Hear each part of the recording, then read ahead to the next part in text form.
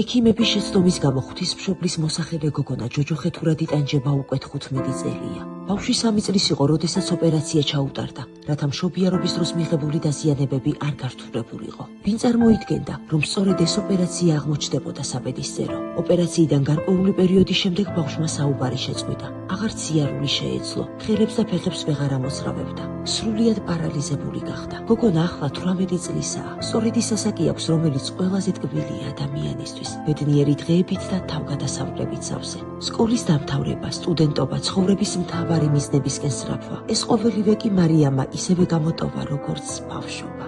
მას ახლა უკანასკნელი შანსი ეძლევა. თურქი ექიმები უკვე ელოდებიან. გაჭირვებულ ოჯახს კი საშუალება არ გააჩნია. მათი ერთადერთი იმედი ახლა მხოლოდ თქვენ ხართ, ღვთისმიერო ადამიანებო. მარიამის სიცოცხლე დღეს $7,300-ია დამოკიდებული. გადარიცხეთ ნებისმიერი თანხა ჩერნოვეცკის ფონდის ოფიციალური საიტის მეშვეობით.